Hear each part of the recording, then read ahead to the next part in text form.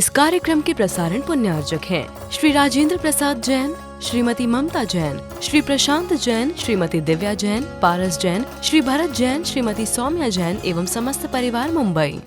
इसको बोलते हैं सत्य। हम सत्य बोलते हैं। मन शुद्धि, वचन शुद्धि, काय शुद्धि। महाराज आहार ग्रहण करो। अच्छा, मन आपका शुद्ध है? सही से बोलना है। पड़गान करके, एक श्रावक ने पड़गान करके चौके में ले गए महाराज को, और हमारे पहुंचने के पहले वहां पर 50 व्यक्ति हैं। मनोरंजन है, ज्यादा तनाव में नहीं आना। 50 व्यक्ति पहले से बैठे हैं और हम बाहर खड़े हो गए, भैया हमारे लिए एंट्री है क्या? नहीं। खचाखच चौका भरा हुआ है और वो बोल रहा है, महाराज हम इतई के। क्या बोल रहा है? महाराज हम इतई के। हमने कहा भैया हम ही बाहर के हैं। हम क्या कहें अब, किसको कहें मुझे बताओ। 50 व्यक्ति बैठे हैं और मन शुद्धि वचन शुद्धि वो बोल रहा है, और वह बाहर का व्यक्ति है। वहां पर सत्य है क्या? सत्य पकड़ना है। वो बोल क्या रहा है? बोलो आप। सत्य बोल रहा है। वचन में तो कोमलता है। मन शुद्धि वचन शुद्धि, पहले भैया पहला मन शुद्ध होता है, फिर बाद में वचनों में शुद्धता आती है।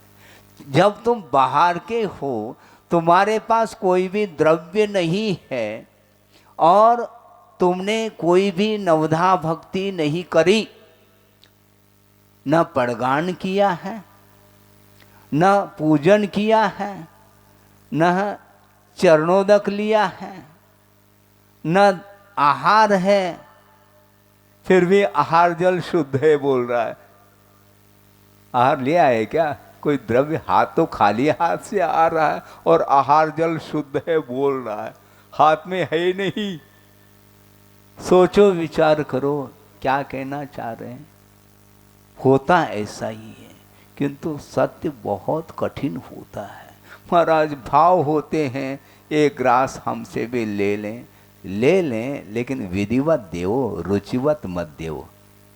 अपने रुचि के अनुरूप क्रियाओं को मत करो, विधिवत दे दो, कोई बाधा थोड़ी है। सरोवर न उत्पन्न हो रहा है न मिट रहा है, उसकी लहरें उत्पन्न हो रही है और मिट रही है, लेकिन लगता ऐसा है मैं मिट रहा हूँ, मैं उत्पन्न हो रहा हूँ। ये पर्याय की एकमात्र स्थिति है। द्रव्य इससे पृथक है, उसका स्वरूप ही भिन्न है। बड़े छोटे की परिकल्पना ठीक नहीं है कि चींटी है और छोटी है। अच्छा, बड़ी भी कोई पर्याय होगी? मतलब ये सापेक्ष सत्य इसी को बोलते हैं। चींटी छोटी है और उससे बड़ा कौन है? छिपकली है मान लो, वह बड़ी है, छिपके बैठ जाती वो छिपकली। वो बड़ी है चींटी से, लेकिन छिपकली भी छोटी है सर्प की अपेक्षा, और सर्प भी छोटा है हाथी की अपेक्षा। कौन बड़ा और कौन छोटा, इसका आकलन हम कैसे करें? पर्याय की ओर दृष्टिपात करते हैं तो निश्चित रूप से शारीरिक आकार प्रकार के अपेक्षा से छोटे बड़े की परिकल्पना होती ही रहती है। होती क्या नहीं होती है। गुरुदेव ने एक प्रसंग दिया था, सब उन्हीं के प्रसंग सुना रहा हूं, क्योंकि सत्य वही बोलते हैं। हम कहां तक सत्य बोलते हैं, भगवान मालिक है। हाँ, पुत्र बड़ा है क्या पिता? सुन रहे हैं आप? पुत्र बड़ा है क्या पिताजी? बोलो जल्दी। पिताजी। हाँ, इसलिए तो हम कहलवाना चाह रहे हैं आपके मुख से। नाती बड़ा है कि दादाजी? दादाजी अच्छी बात है। पति बड़ा है क्या पत्नी? हाँ, पति बड़ा है क्या पत्नी? सब यही कहेंगे कि पति बड़ा है। इसी को तो समझना है हमें। आपके मुख से कहलाना चाहते हैं तभी सत्य क्या है वह पकड़ में आएगा। गुरुदेव का कहना है कि पुत्र और पिता इन दोनों की उत्पत्ति एक ही मुहूर्त में हुई है। ये कैसे महाराज? जब तक पुत्र की उत्पत्ति नहीं है तब तक उसको कोई भी पिता नहीं कह सकता। ये ध्यान रखो। ताली बजा रहे हैं? कई पुत्र होने के उपरांत भी पिताजी बड़े ऐसा बोल रहे हैं आप लोग। यही तो समझना है। पुत्र की उत्पत्ति और पिता की उत्पत्ति एक समय युगपत परिवन्नो, युगवम परिवन्नो ऐसा बोलते हैं, एक साथ उत्पन्न हुए। जिस समय पुत्र का जन्म हुआ उसी समय उसके लिए पिता की संज्ञा प्राप्त होती है। जिस समय विवाह हुआ उसी समय पति और पत्नी दोनों की संज्ञा ये एक साथ। विवाह जब तक नहीं होता तब तक न उसको पति बोलेंगे न उसको पत्नी बोलेंगे। तो मुहूर्त एक साथ है। पति और पत्नी एक साथ उत्पन्न हुए हैं, पिता पुत्र एक साथ उत्पन्न हुए हैं, और नाती और दादाजी का जन्म भी एक ही दिन हुआ है। हाँ, दोनों का जन्म दिवस, नाती का भी और दादाजी का भी। इसको बोलते हैं कौन बड़ा कौन छोटा नहीं, सापेक्ष कथन है। व्यवहार का लोप नहीं किया जा रहा है, किंतु व्यवहार बरकरार बनाए रखो, किंतु अहंकार मत करो कि मैं बड़ा और ये छोटा है। ये अहंकार ठीक नहीं। अहंकार के साथ हमेशा सत्य दृष्टिगत नहीं हो सकता। सत्य का दर्शन करना चाहो तो अहंकार को छोड़ दो। बड़े छोटे की परिकल्पना से ऊपर उठ करके यदि हम वस्तु तत्व का अवलोकन करते हैं तो सत्य सामने दिखाई देगा, अन्यथा संभव नहीं है। नित्यावस्थितान निरूपाणी एक सूत्र आता है। द्रव्य नित्य है, अवस्थित है, और पुद्गल को छोड़कर के सब अरूपी है, ऐसा उमा स्वामी महाराज कह रहे हैं। नित्य है, कौन नित्य है? द्रव्य नित्य है। द्रव्य का अर्थ दो, द्रव्य का अर्थ धन होता है, धन नित्य नहीं, ध्यान रखो। द्रव्य संग्रह करते हैं आप लोग, द्रव्य संग्रह का स्वाध्याय नहीं करते, किंतु द्रव्य का संग्रह करते रहते हैं आप। द्रव्य का अर्थ धन, धन का संग्रह मत करो, द्रव्य का संग्रह था। द्रव्य की ओर दृष्टि रखो। द्रव्य हमेशा कायम रहने वाला है, इसलिए वो मिटने वाला नहीं है। जब नहीं मिट सकता तो उसका सहारा लियो ना। सत्य नहीं मिटेगा, असत्य ही मिटेगा। हाँ। इसीलिए आचार्य कहते हैं कि द्रव्य की ओर दृष्टि रखो तो निश्चित रूप से समानता देखने में आएगी। मैं बड़ा, अरे भैया, बड़ा बनने के लिए बड़ा खाने का बड़ा नहीं। हाँ, खाने का जो बड़ा है उसको भी तपना पड़ता है, ये ध्यान रखो। हाँ, उसको तलते हैं, तल करके बड़ा बनाया जाता है, उसके बिना बड़ा बन नहीं सकता। बड़ा अलग है, बड़ा अलग है। बहुत विचित्र दशा है संसारी प्राणी की। दृष्टि जाती नहीं उसकी, हमेशा मैं कहता रहता है, इसलिए उसका विकास रुका हुआ है, उसकी उन्नति रुकी हुई है। आत्मोन्नति करने के लिए हमें सत्य का आलम्बन लेना पड़ेगा। उसके बिना कभी भी उत्थान न भूतो न भविष्यति। इसलिए कुंद कुंद स्वामी ने कहा, दूसरे के संताप के लिए कारणभूत जो वचन है वो कभी भी बोलना नहीं चाहिए। बल्कि समंतभद्र स्वामी एक और कदम आगे बढ़ रहे हैं। उनका ये कहना है कि सत्य का भी प्रयोग ना करो। यदि दूसरे के घात के लिए कारण है तो क्या कहे, हाँ, सत्यमपि विपदे, जो विपत्ति के लिए कारणभूत सत्य हो उसका भी प्रयोग न करे, क्योंकि अहिंसा की रक्षा करनी है। अहिंसा की रक्षा करने के लिए हमें सत्य का आलम्बन लेना पड़ता है। बिना सत्य का आधार लिए अहिंसा धर्म की रक्षा न होगी, न हुई है अभी तक। अहिंसा की ऐसी थोड़ी रक्षा की जाती है, क्योंकि सत्य का आलम्बन नहीं लेंगे तो निश्चित रूप से हिंसा होती रहेगी। इसलिए आचार्य कहना चाह रहे हैं कि सपर हित वयनम वदति, जो सपर हित करने वाले जो वचन हैं उनका प्रयोग श्रवण हमेशा करता रहता है। कि शरीर का जो घाव है वो बहुत जल्दी मिट सकता है, हैं? आप गिर गए, मान लो घाव हो गया, बहुत जल्दी ड्रेसिंग आदि करके मलम आदि लगा करके उसको दूर किया जा सकता, बहुत जल्दी घाव भर करके आ जाता, हीलिंग बहुत जल्दी हो सकती है। किंतु वचनों का घाव वह भवांतर तक ले जाता है, ये ध्यान रखो। इसलिए सत्य बोला करो।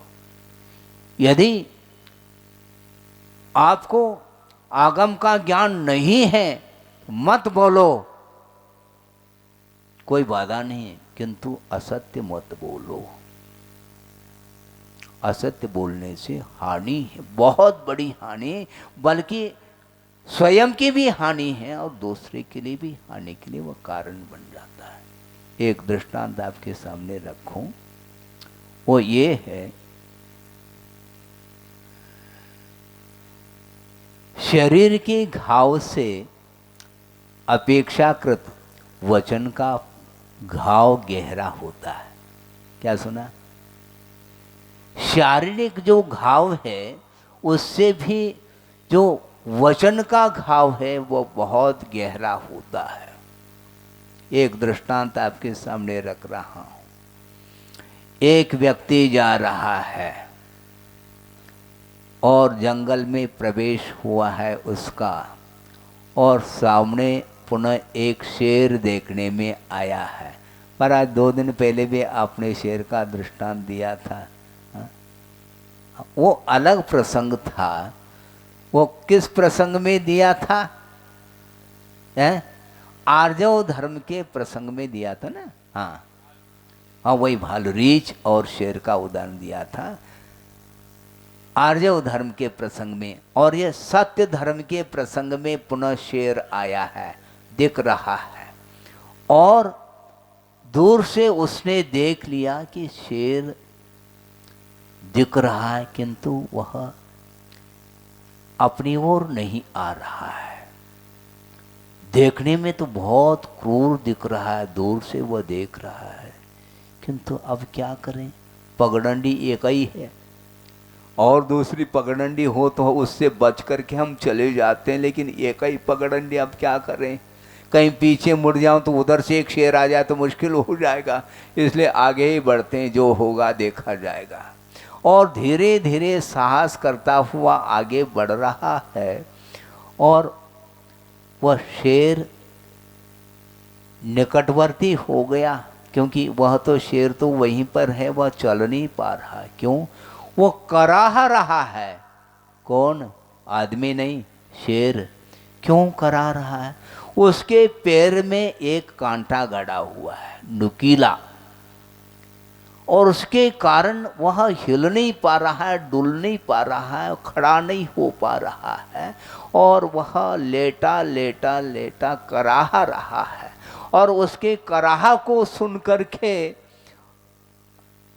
आदमी के अंदर जो भीति थी वह शांत हो गई। अब इसको, ये करा रहा है, अब इसके दुख को मुझे दूर करना है। हाँ, क्योंकि अहिंसा धर्म की उपासना मात्र जय बोलने से नहीं हो सकता। अहिंसा परमो धर्म की जय बोल दिया। महावीर भगवान का क्या संदेश, जीवो और जीने दो। तो कौन जी रहा है, कौन जला रहा है? कोई जला रहा है आपस में एक दूसरे को? कौन जला रहा है मुझे बताओ। केवल नारा लगाने मात्र से थोड़ी अहिंसा धर्म की उपासना होती है, प्रयोगात्मक धर्म है। और उस व्यक्ति ने सोचा अब ये शेर बहुत बड़े संकट में पड़ा हुआ है, इसके संकट को दूर करना चाहिए। और निर्भीक होकर के वह उसके पास पहुंच गया और वह शेर बोल रहा है। हाँ, कहानी का शेर तो बोलता ही है। हाँ, साक्षात शेर हो तो दिखा था, कहानी है ना। और वह शेर बोल रहा है, बहुत पीड़ा का अनुभव हो रहा है, बहुत दुख में जीवन व्यतीत कर रहा हूँ कि पैर में कांटा गड़ा हुआ है, क्या करूं, मैं निकाल नहीं सकता। जिस हाथ से शिकार करने की क्षमता है, किंतु उस हाथ से वह कांटे को निकाल नहीं पा रहा है। और वह आदमी बोलता है कोई बाधा नहीं, अभी मैं निकाल देता हूँ। और जो ही हाथ बढ़ाता है तो शेर का वह पंजा उठा लेता है उसने, और उसने उस व्यक्ति ने एक हाथ से उस पंजे को पकड़ करके एक हाथ से कांटे को निकाल देता है।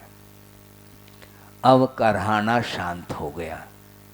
लेकिन ये ध्यान रखो, वह शेर है, कृतज्ञ नहीं है। आदमी कृतज्ञ हो सकता है जिस दिन कहा था हमने, किंतु वह करहाना बंद हो गया। और वह बोल रहा है उस व्यक्ति से, बहुत कृपा हो गई तुम्हारी, इस जंगल में आकर के मेरे दुख को दूर किया है।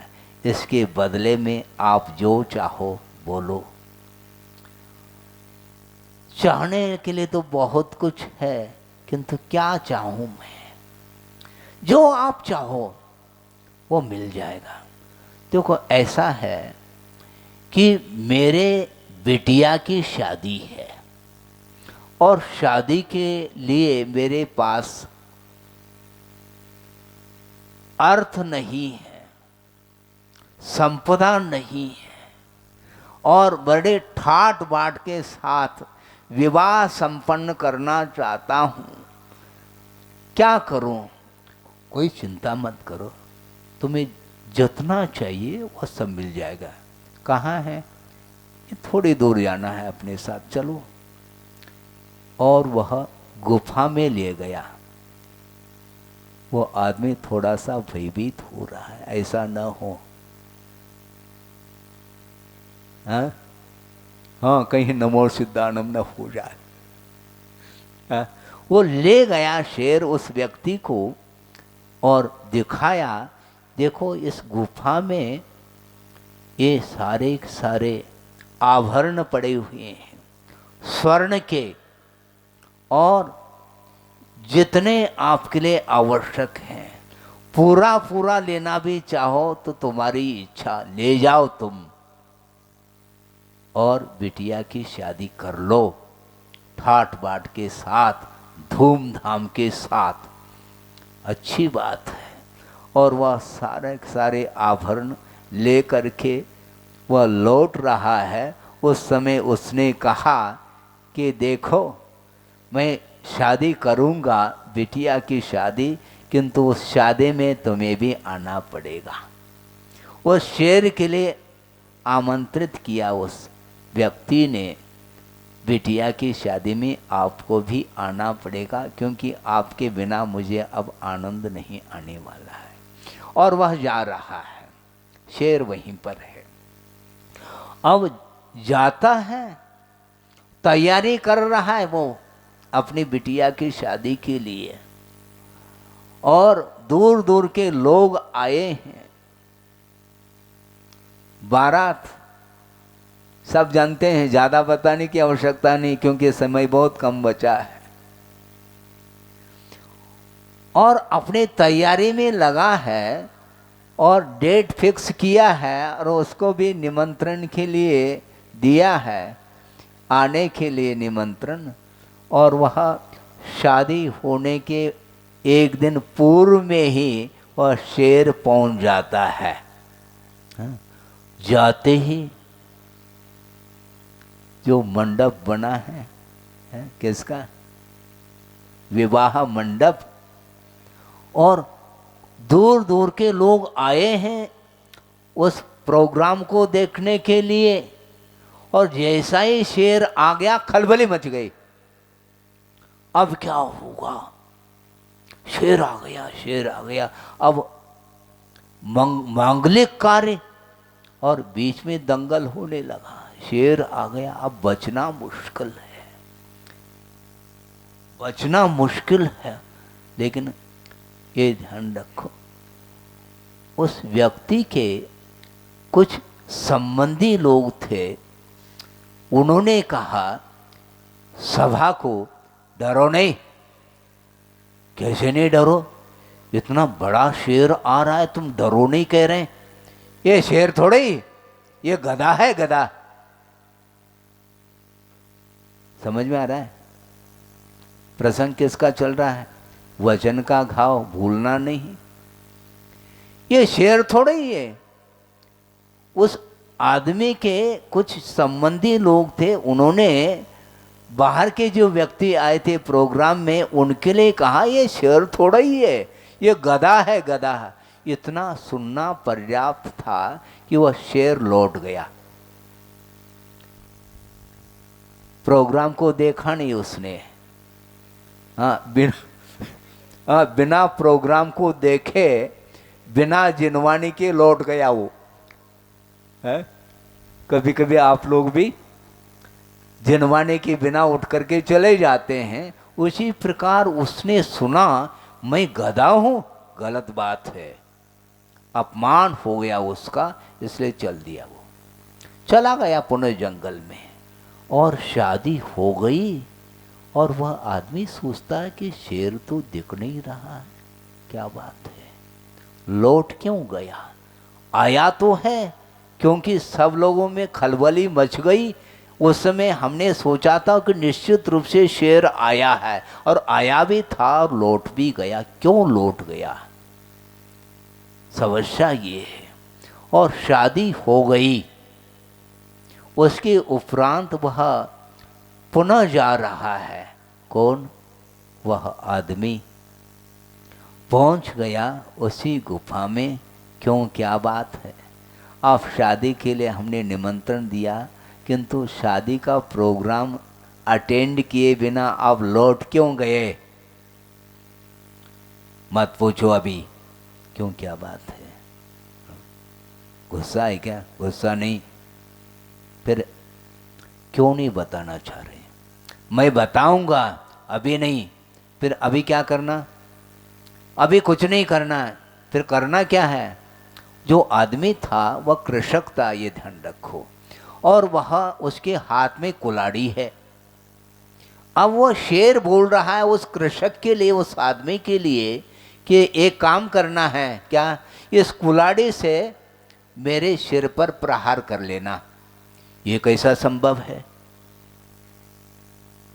इतना बड़ा उपकार मेरे ऊपर तुमने किया है, और शादी करने के लिए तुम्हारा पूरा का पूरा योगदान रहा है, अच्छे अच्छे आभरण आपने दिए, और उसके माध्यम से हमने शादी को संपन्न कर लिया। और इसके उपरांत अब तुम कह रहे हो कि कुल्हाड़ी के माध्यम से मेरे सिर के ऊपर प्रहार कर लो। मुझसे तो नहीं हो पाएगा ये कार्य। कैसे नहीं होगा? तुम्हें करना पड़ेगा। नहीं करोगे तो ठीक नहीं, ध्यान रखो। अब मुसीबत, अब मैं क्या कर सकता हूँ? अब संकट में पड़ गया वह कृषक, लेकिन कर क्या सकता हूँ? नहीं तो कुछ भी हो सकता है। ठीक है, उसने बिना मन के, बेमन, उस आदमी ने उस शेर के सिर पर कुल्हाड़ी से प्रहार किया, और वह उसका सिर फट गया। सुन रहे क्या? नहीं, सिर फट गया और लोलहान हो गया। और उसने क्या कहा? हाँ, हो गया तुम्हारा काम, अब क्या करना? कुछ नहीं करना, तुम लौट जाओ। कैसे लौटेंगे? कह तो रहे ना तुम लौट जाओ, किंतु ये ध्यान रखना 15 दिन बाद आ जाना देखने के लिए। अच्छा, लौट गया।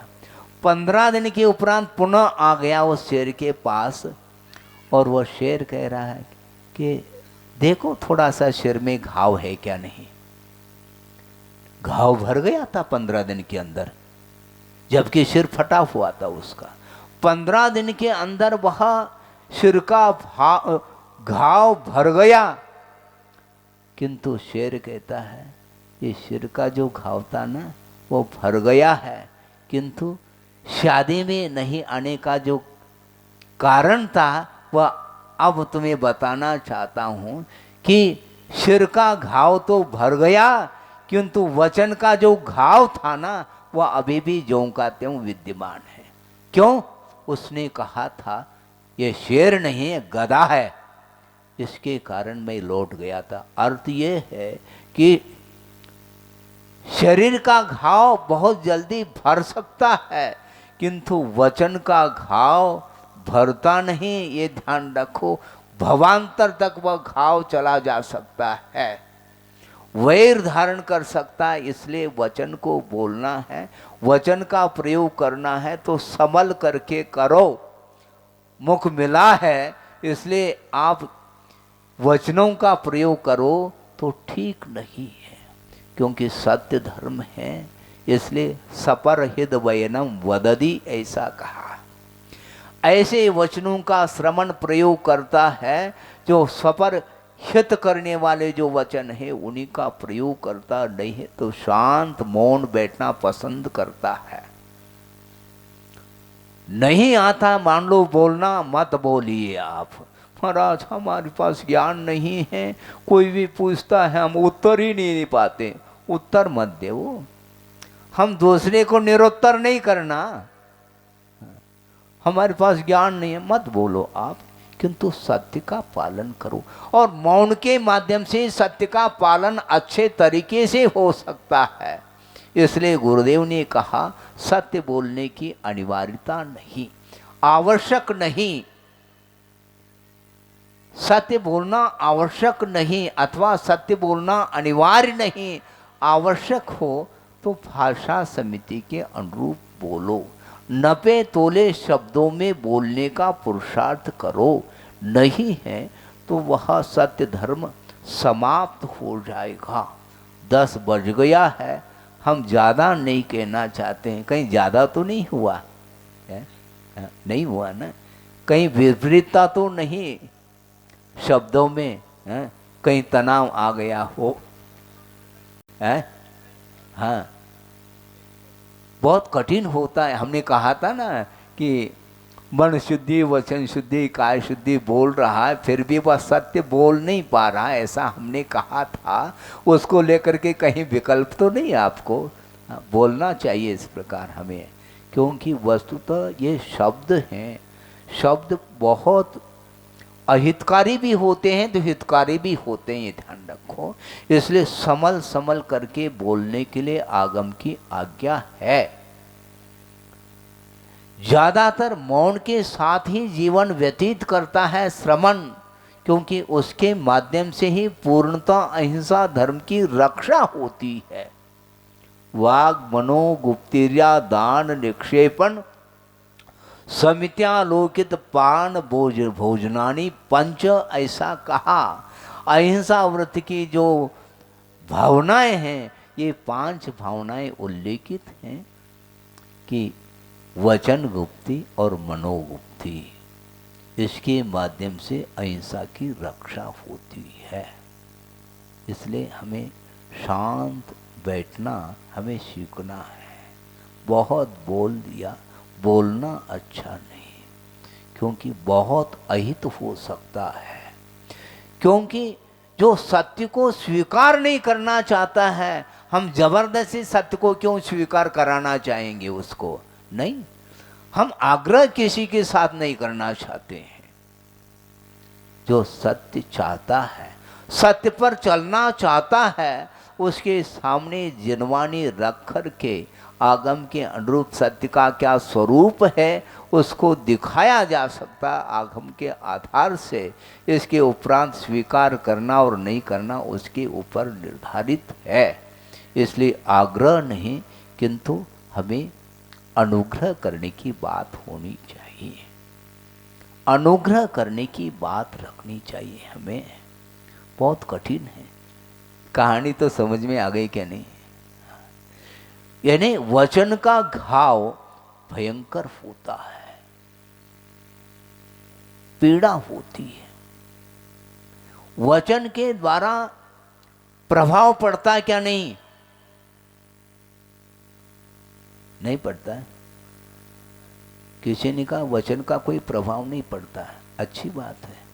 तो किसी ने गाली दे दी, तुरंत प्रभाव पड़ने लगा उसको। अभी तो कह रहे वचन का कोई प्रभाव नहीं पड़ता, वचन का प्रभाव नहीं पड़ता। ऐसा कहने से किसी ने किसी को गाली दे दी और तुरंत वो टूट पड़ा। इसी को तो हम बोलना चाहते हैं, वचन का प्रभाव बहुत गहरा पड़ता है। और किसी की प्रशंसा कर ली तो वंस मोर कहता है, इसमें भी प्रभाव पड़ रहा है। वचन का प्रभाव दोनों ओर से पड़ रहा है। यदि प्रशंसा के वचन हैं तो वो वंस मोर कहता है, और आलोचना और निंदा के वचन सुनना नहीं चाहता। ये तो समस्या है, संसारी प्राणी के सामने यही समस्या खड़ी हुई है। बल्कि गुरुदेव ने ये कहा था, अन्यथा नहीं लेना, क्योंकि गुरुदेव के वचन है, आप अन्यथा नहीं लेंगे। हकीकत है, यथार्थ है, इसलिए उन्होंने कहा था।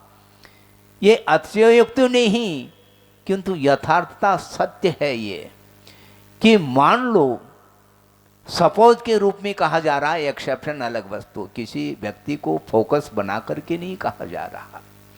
मान लो प्रभु की पूजन करने के लिए आप बैठे हैं और बहुत आनंद आ रहा है, भाव विभोर हो करके आप पूजन कर रहे हो, बड़ा आनंद आया। शायद संभव है इससे भी आनंद किसी के प्रशंसात्मक वचन को सुन करके आनंद आ सकता है, आता है। क्योंकि भगवान की पूजन करने के उपरांत फिर प्रशंसा की इच्छा नहीं होनी चाहिए। लेकिन प्रशंसा की भूख मिटती नहीं संसारी प्राणी की। इसलिए गुरुदेव कहते हैं कि भगवान की पूजा में ज़्यादा समय लगाओ, उसमें जो आनंद आता है वह अन्यत्र कहीं भी आनंद नहीं आ सकता। सचे देवगुरु शास्त्र की आराधना करने में जो आनंद आता है, जो शांति मिलती है, जो सुख का अनुभव होता है, वह अन्यत्र किसी कार्य में संभव ही नहीं है। इस प्रकार गाढ़ श्रद्धान होना चाहिए। यही सत्य है बंधुओं, और सत्य को स्वीकार करो। सत्य के लिए बाध्य नहीं किया जा सकता, बिल्कुल वह हृदय से स्वीकार करता है, क्योंकि उसके माध्यम से ही मोह समाप्त हो सकता है। जब तक वस्तु तत्व अयथार्थ देखने में आ रहा है तब तक वह मोह समाप्त नहीं हो सकता। इसलिए अट्टे अजदा गहनम कहा। अयथार्थ वस्तु को ग्रहण करने वाला व्यक्ति कभी भी मोह को समाप्त नहीं कर सकता। आपको मोह को समाप्त करना है क्या?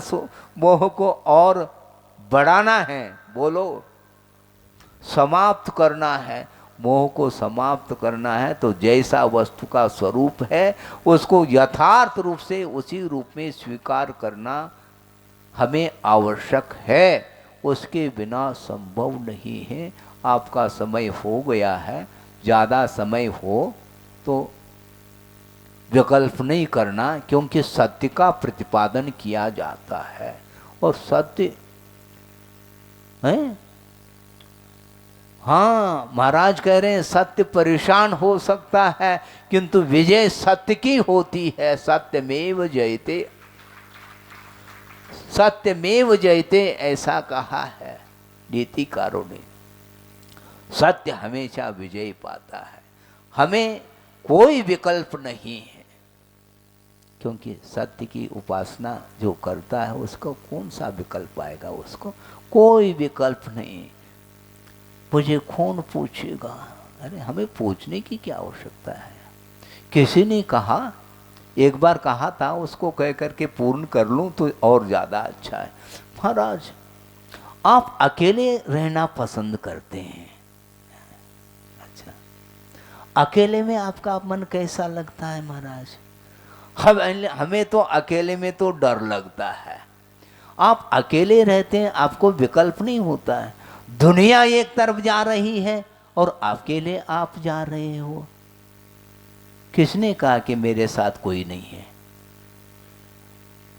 दुनिया तुम्हारे साथ है, ठीक है, किंतु मेरे साथ कौन है? अनंत सिद्ध परमेश्वर। ये ध्यान रखो, सिद्धों की आराधना मैं कर रहा हूं और फिर भी मेरे साथ कोई भी नहीं है, यह अज्ञान भाव माना जाएगा। ऐसा नहीं है, ध्यान रखो।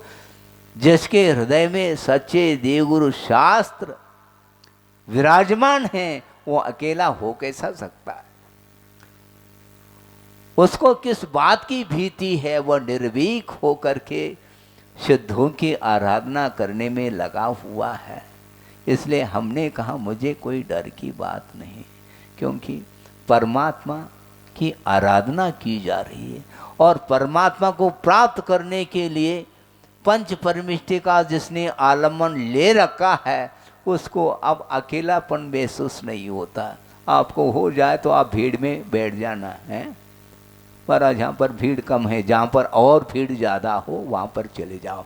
हमें भीड़ की आवश्यकता नहीं, क्योंकि भेड़ चाल ठीक नहीं है। जहाँ भीड़ है वहाँ पर भेड़ चाल है, वो अच्छा नहीं माना जाता।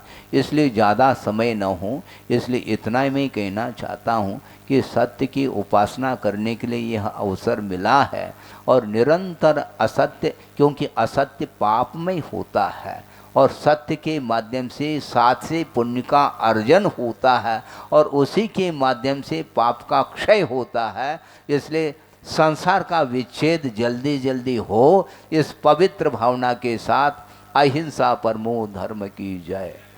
बोधि समाधि परिणाम शुद्धि स्वात्मोपलब्धि शिव शोक शुद्धि चिंतामणिम चिंतित वस्तुदाने त्वां वंदमानस्य ममास्तु देवी। परम पूज्य आचार्य गुरुवर श्री विद्यासागर जी मुनि महाराज की जय। इस कार्यक्रम के प्रसारण पुण्यार्चक थे श्री राजेंद्र प्रसाद जैन, श्रीमती ममता जैन, श्री प्रशांत जैन, श्रीमती दिव्या जैन, पारस जैन, श्री भरत जैन, श्रीमती सौम्या जैन एवं समस्त परिवार मुंबई।